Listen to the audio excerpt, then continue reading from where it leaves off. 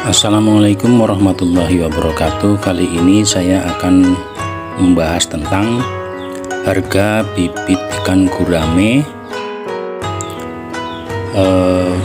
pada tingkatan pengecer ya. Kenapa bibit ikan gurame di tingkatan pengecer itu terasa mahal ya? Teman-teman pecinta ikan gurame dimanapun Anda berada, baik itu petani pembesaran ikan gurame, pemijah ikan gurame, dan pedagang bibit ikan gurame, ataupun Anda pecinta ikan gurame yang memelihara yang sifatnya cuma untuk iseng-iseng aja ya. Dalam permasalahan ini, kadang bagi para petani, terutama petani pembesaran yang produksi ikan gurame konsumsi ya, kadang mereka merasa bibit ikan gurame terlalu mahal ya. Tetapi bagi para pemijah atau produsen bibit ikan gurame itu merasa bibit ikan gurame terlalu murah.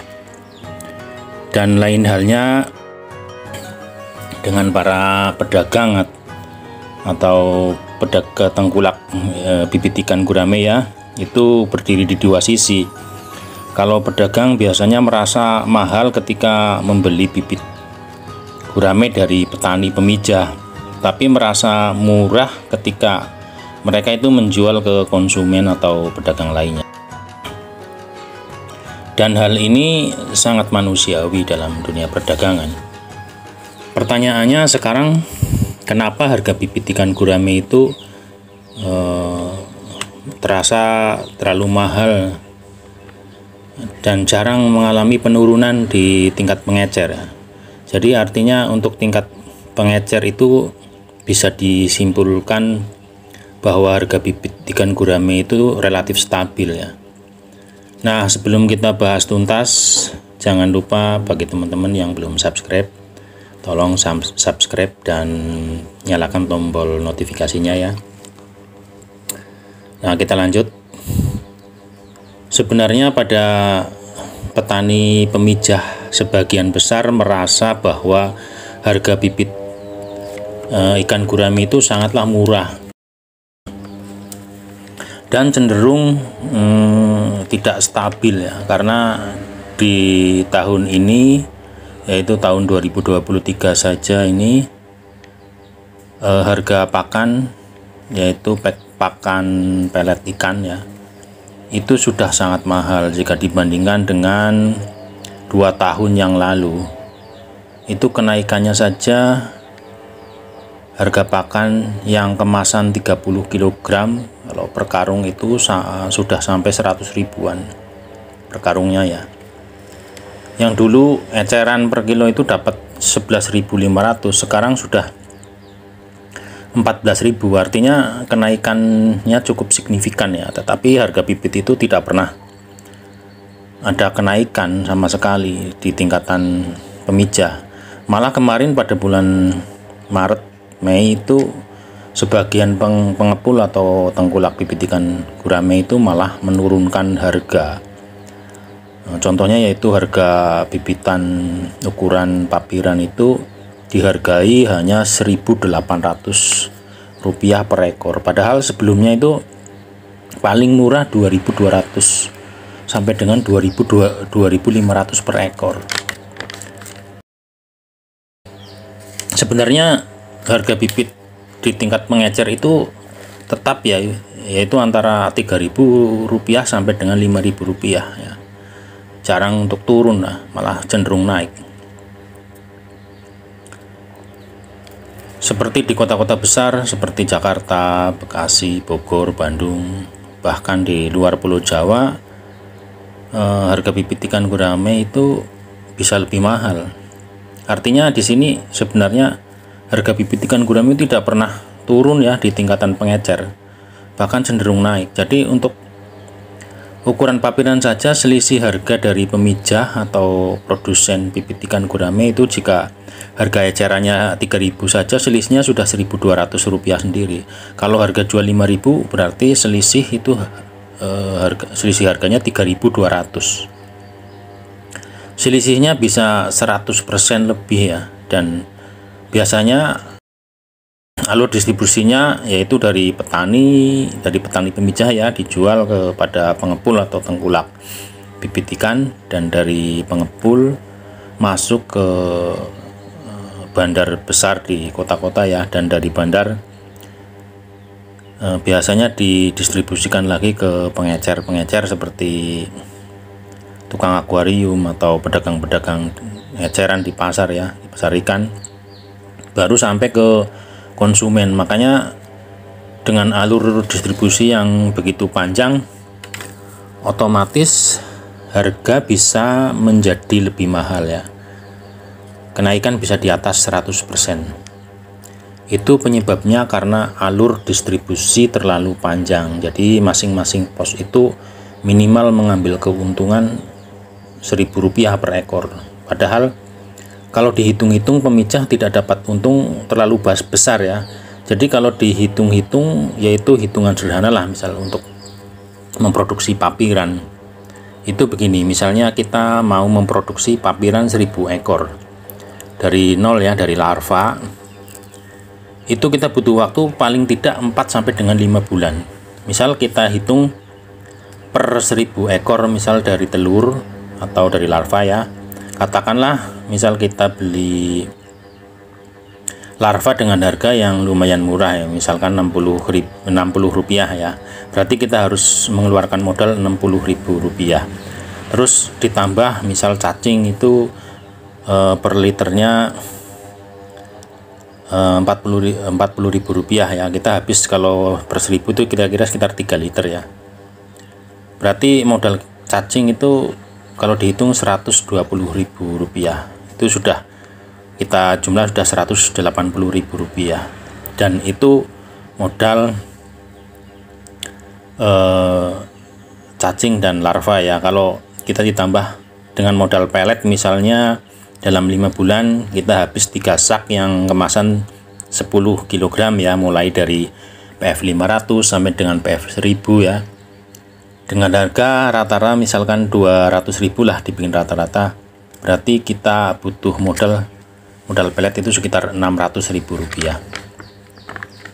Rp600.000 ditambah dengan Rp180.000, total jadi Rp780.000.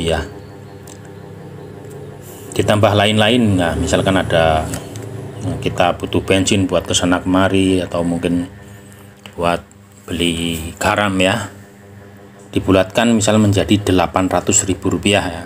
Nah itu modal produksi papiran kira-kira Rp800.000. Jika kita hitung angka kematian misalkan 20% saja ya, maka kita akan bisa jual ukuran papiran sekitar 800 ekor umpamanya. Kalau misal tengkulak menekan harga ikan dengan hanya dihargai 1.800 per ekor, maka kita akan mendapatkan uang hasil penjualan itu Rp1.800 kali 800 ekor lah, ketemunya itu Rp1.440.000. Dan jika dikurangi modal tadi yaitu Rp800.000, ketemunya Rp1.440.000 dikurangi Rp800.000, maka ketemu keuntungan Rp640.000. Jika kita memelihara selama 5 bulan, maka dari Rp640.000 dibagi 5 bulan lah ya, 5 bulan, ketemunya Rp128.000. Jadi penghasilan kita cuma Rp128.000 per bulan. Kalau dipikir-pikir, buat bayar tenaga dan waktu kita memberi makan pagi dan sore saja sebenarnya tidaklah cukup ya. Makanya kalau diterus-teruskan dengan harga segitu, petani pemijah ini ya bisa gulung tikar lama-lama. Makanya satu-satunya cara kita sebagai petani kecil ya bisa memasarkan sendiri Itu untuk pemijah-pemijah kecil ya, yang dengan modal kecil harus bisa menjual eceran sendiri dengan harga minimal itu Rp3.000 per ekor. Kalau pemijah skala kecil, kita mengandalkan tengkulak atau pengepul bibit ikan gurame, itu otomatis kita kerja bakti ya. Kalau pemijah besar itu beda, walaupun tipis keuntungannya tapi jumlahnya banyak ya, dapatnya ya jadi lumayan ya. Keuntungan menjual ke tengkulak itu kita itu bisa menjual ikan sekaligus ya, banyak ya, dan kita bisa menerima uang sekaligus dari hasil budidaya kita. Dan kelemahannya, harga terlalu murah.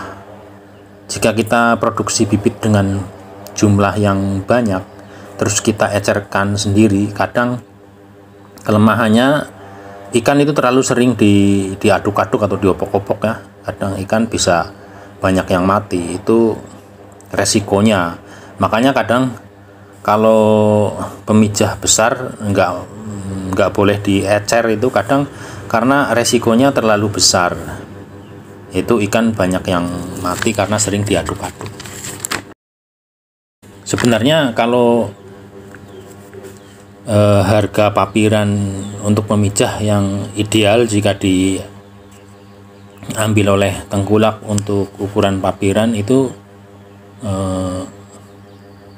sedang itu Rp2.500 ya per ekor.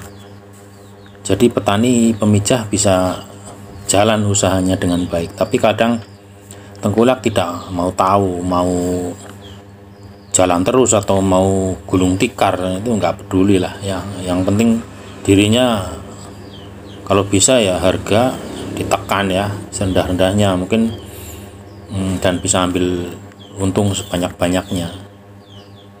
Dan itu manusiawi di semua bidang usaha, bukan cuma di bibit ikan saja, itu umumnya begitu. Makanya kadang selisih harga antara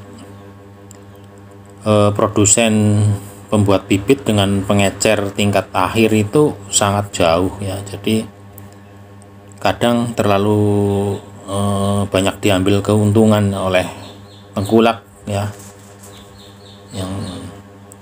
dan jalur distribusi yang terlalu panjang.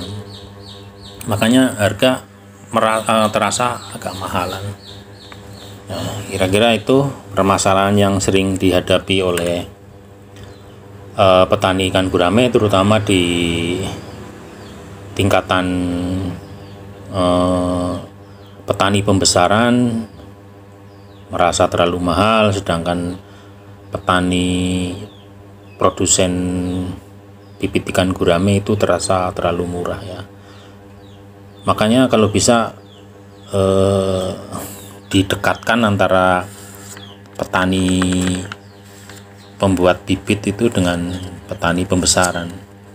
Kalau bisa dipotong jalurnya supaya bisa agak murah ya. Kira-kira permasalahan yang sering dihadapi oleh para petani itu seperti itu. Hanya bagi para pedagang yang biasa berdagang bibit ikan gurame ya, pertimbangannya harus bagi-bagi penghasilan lah, sedikit-sedikit ya, jadi biar jalan semuanya.